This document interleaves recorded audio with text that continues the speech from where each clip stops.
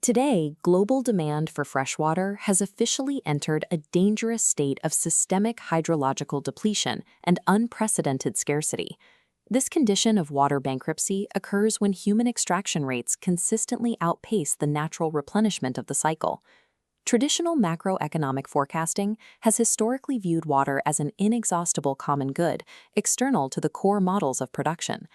These models rely on the Cobb-Douglas production function, where national output is calculated based on capital, labor, and total factor productivity.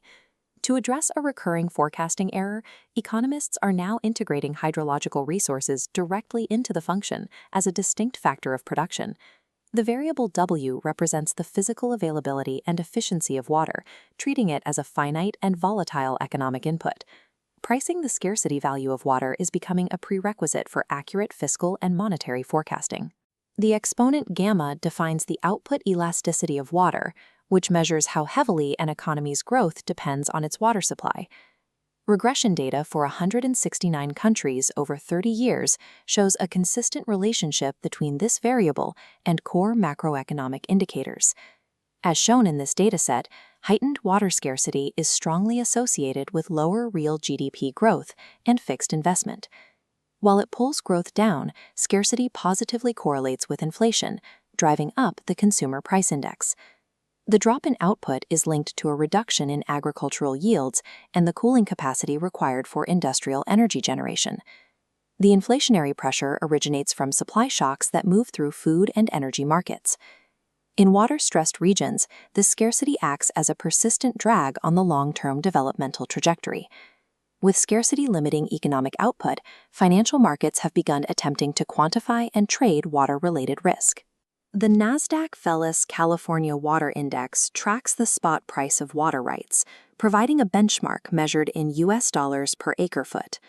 These futures allow producers to create a financial hedge, using market gains to offset the rising cost of physical water during droughts. This move toward financialization coincides with efforts to privatize municipal water systems to ensure full cost recovery. The results of this shift are visible in the 2000 Cochabamba water war in Bolivia.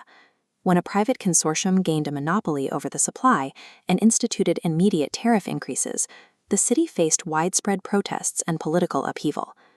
This conflict highlights the contradiction between managing water as a tradable commodity and protecting it as a fundamental right.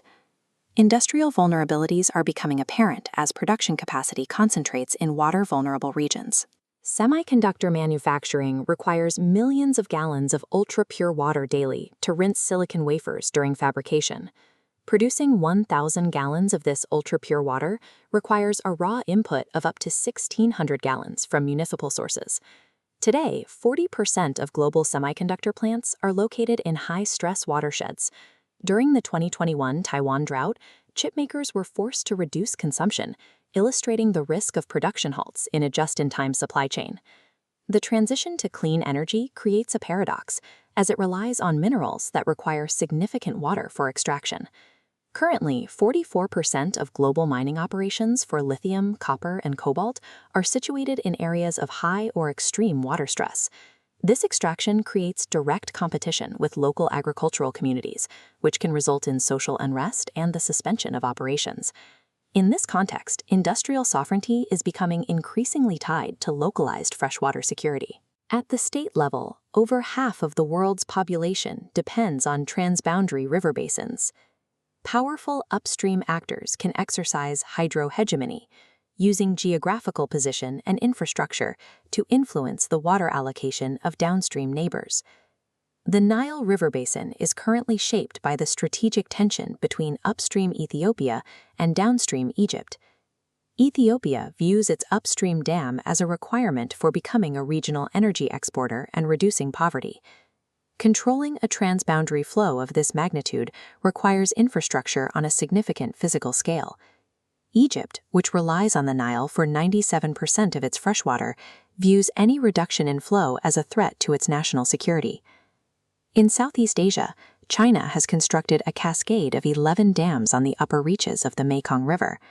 These dams allow China to augment dry season flows by up to 70%, but they also disrupt fish populations and nutrient delivery to downstream Vietnam. The Indus River Basin remains a site of hydrological vulnerability shared by India and Pakistan. Climate-driven variability is straining the 1960 Indus Waters Treaty, with recent tensions leading to threats of flow suspension.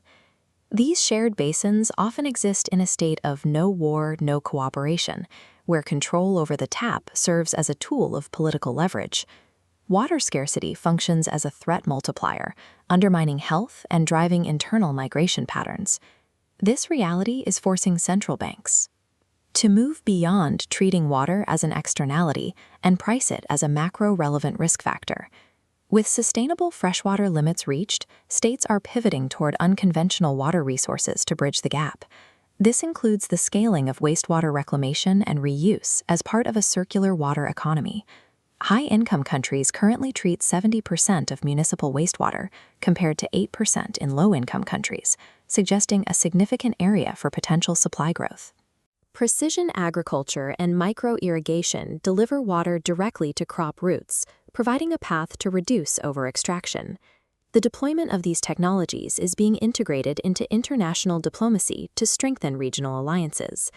In an era of water bankruptcy, a nation's geopolitical standing is increasingly defined by its ability to technologically decouple economic growth from freshwater extraction.